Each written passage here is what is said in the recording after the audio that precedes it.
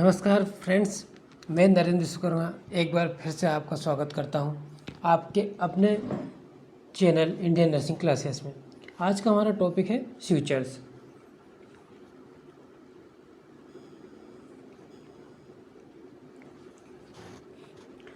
तो स्विचर्स क्या होते हैं? स्विचर्स एक विशेष प्रकार के थ्रेड्स या धागे होते हैं जिनका उपयोग सर्जिकल इंसिजन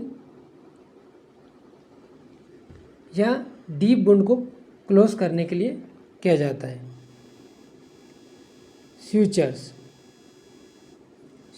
क्या है? They are threads used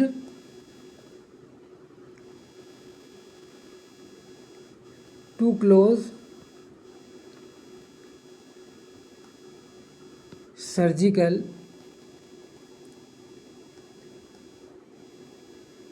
incision और deep wounds। जो स्विचर्स होते हैं या जो थ्रेड्स होते हैं, इनका उपयोग या तो सर्जरी के द्वारा कोई सर्जिकल इंसिजन इंटेंशनली हम देते हैं तो उस इंसिजन को क्लोज करने के लिए, या कोई चोट लग जाने की वजह से जो वुंड हो जाता है उस वुंड को क्लोज करने के लिए इसका उपयोग करते हैं। स्विचर्स दो टाइप के होते हैं। पहला है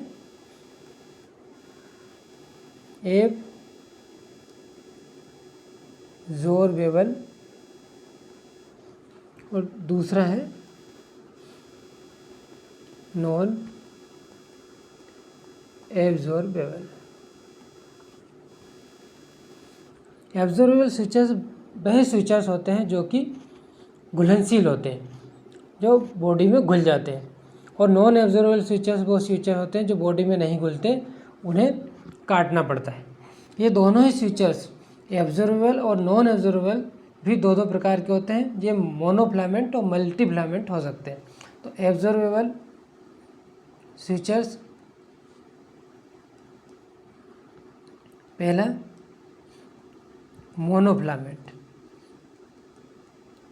मोनोफिलामेंट होते हैं और दूसरा होते हैं मल्टी फिलामेंट। मोनोफिलामेंट का मतलब ऐसे धागे, ऐसे स्विचर्स जिनमें सिर्फ धागों की एक ही लेयर होती, और मल्टी फिलामेंट में जिनमें धागे की मल्टी लेयर होती। जो ब्रेडेड स्विचर होते हैं जिसमें एक से ज़्यादा लेयर होती है, वह मल्टी फिलामेंट स्विचर्स कहलाते हैं। अब मोनोफिलामेंट स्विचर के एग्जाम्पल क्या है? प्लेन कैटगट और क्रोमिक कैटगट।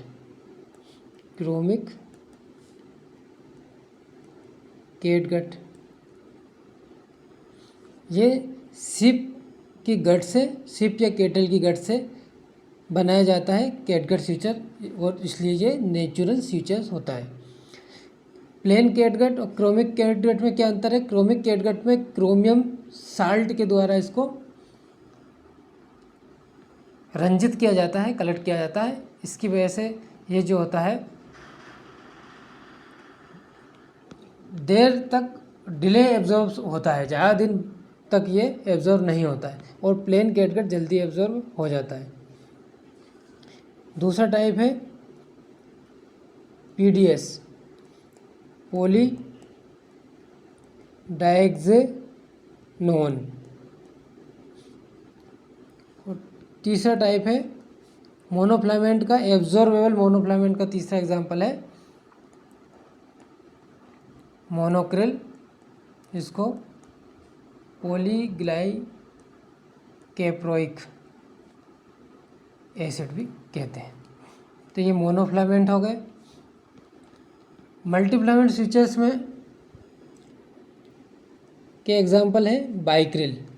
जो बाइक्रिल होता है पॉलीग्लाइक्लिक एसिड। और बाइक्रिल का एक और टाइप होता है बाइक्रिल रैपिड। बाइक्रिल रैपिड। पॉलीग्लाइकेटिन, ये मल्टी फिलामेंट होते हैं। बाइक्रिल रैपिड जो होता है जल्दी एब्जॉर्ब हो जाता है, इसलिए इसका नाम है रैपिड, मतलब जल्दी होने वाला। और ये बाइक्रिल थोड़ा देर से एब्जॉर्ब होता है। यहाँ पे नॉन एब्जॉर्बेबल स्विचेस जो कि बॉडी के द्वारा एब्जॉर्ब नहीं होते या घुलनशील नहीं होते, ये भी दो प्रकार के होते हैं।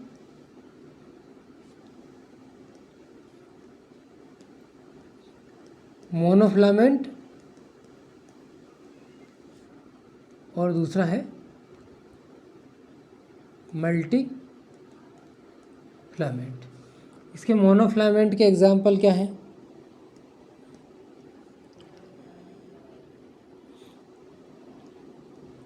पॉलीविनाइल डीन फ्लोराइड, इसको PBDF भी कहते हैं। दूसरा है प्रोलीन, जिसको प्रोपीलीन भी कहते हैं। और इसका तीसरा है नाइलॉन, जिसको पोलियामाइड भी कहते हैं। और स्टेनलेस स्टील जो स्टेपलर का जैसा होता है, स्टेनलेस स्टील की जो स्टेपलर होती है वह भी इसके अंतर्गत आती है, मोनोफिलामेंट के अंतर्गत। यहाँ मल्टीफिलामेंट में के एग्जाम्पल में आएगा पॉलीस्टर और सिल्क। ये जो सिल्क स्यूचर होता है ये भी किससे बनता है? रेशम से बनता है। तो ये भी नेचुरल स्यूचर्स होता है। सिल्क स्यूचर्स, कैटगट स्यूचर, ये नेचुरली प्राप्त होते हैं। और बाकी ये जितने भी स्यूचर्स हैं जिनमें पॉली आया है, पॉली, ये सारे पॉली वाले कौन से होते हैं? सिंथेटिक स्यूचर्स होते हैं। अब हम ये देखें कि हम इससे याद कैसे रखें कि एब्जॉर्बेबल कौन सा है और नॉन एब्जॉर्बेबल कौन सा है। तो सिंपल सा है, जिस स्यूचर्स में के प्रोनाउंसिएशन में गा या जी आ जाता है वो सब कौन से होंगे? एब्जॉर्बेबल होंगे। और जिनमें जी नहीं आएगा वो नॉन एब्जॉर्बेबल होंगे। देखिए मोनोफिलामेंट में अपन देखते हैं, मल्टीफिलामेंट दोनों में एब्जॉर्बेबल है। कैटगट जी आया तो ये एब्जॉर्बेबल है, कैटगट में जी आया एब्जॉर्बेबल है। डायगोन जी का प्रोनाउंसिएशन है, एब्जॉर्बेबल है। पॉलीग्लाइकेप्रोइक एसिड जी का प्रोनाउंसिएशन है, जी है, एब्जॉर्बेबल है। यहाँ पर भी पॉलीग्लाइक्लिक एसिड, तो जी का जहाँ जहाँ भी वो पॉलीग्लाइकेटिन प्रोनाउंसिएशन होगा या जी आएगा वो सारे स्विचेस कैसे होंगे? एब्जॉर्बेबल होंगे। अच्छा, मोनोफिलामेंट एक तरफ हम देखते हैं मोनोफिलामेंट स्विचेस और एक तरफ देखते हैं मल्टी फिलामेंट स्विचेस। इन दोनों में क्या डिफरेंस है? तो मोनोफिलामेंट का मतलब इसमें एक सिंगल धागा होगा तो इसकी वजह से कैसे होंगे? स्मूथ होंगे, चिकने होंगे। इसलिए इसमें 8 से 9 नोट लगाना ज़रूरी होगा, अदरवाइज ये क्या स्लिप हो जाएगा। और यहाँ पे इट रिक्वायर्स 3 to 4 नोट्स, 3 से 4 नोट्स इसमें पर्याप्त होती है। यहाँ पे एक सिंगल धागा होगा मोनोफिलामेंट में, इसलिए यहाँ पे क्या होगा? इन्फेक्शन के चांस क्या होंगे? कम होंगे, इन्फेक्शन चांस लेस। और यहाँ पे मल्टीब्रेडेड है, मतलब इसमें ऐसे धागे की लेयर बनी हुई तो इसके बीच में डेब्रिस मटेरियल वगैरह डिपॉजिट होने की संभावना ज़्यादा रहेगी, इसलिए इसमें क्या होगा? मोर चांस फॉर इन्फेक्शन का मोर चांस रहेगा इसके अंदर। जो मल्टी फिलामेंट स्विचेस होगा इसमें। इसके बाद देखते हैं जो स्विचेस की नीडल्स है उसके हिसाब से स्विचेस के पे अलग प्रकार के साइन होते हैं। जैसे इस प्रकार का जो साइन होगा इसका मतलब है अगर स्विचेस के ऊपर ऐसा साइन है तो ये नीडल को शो करता है, इसका मतलब है कटिंग स्विचेस। अगर ये उल्टा त्रिभुज है तो इसका मतलब है रिवर्स कटिंग स्विचेस। और अगर ऐसा है गोल तो इसका मतलब टेपर पॉइंट मतलब राउंड बॉडी। इससे स्विचेस की निडल को दर्शाया जाता है।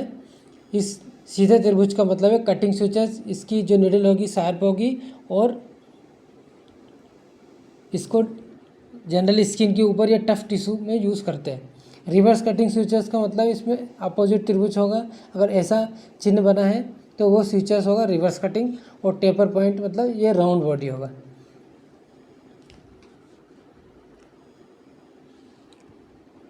ठीक है स्टूडेंट्स, इसी के साथ क्लास समाप्त करते हैं। मुझे उम्मीद है कि आपको क्लास अच्छी लगी होगी। अगर क्लास पसंद आई हो तो लाइक शेयर और सब्सक्राइब ज़रूर करें, और हाँ बेल आइकन को प्रेस करें ताकि हमारी अगली क्लास का नोटिफिकेशन आपको मिल सके। Thank you.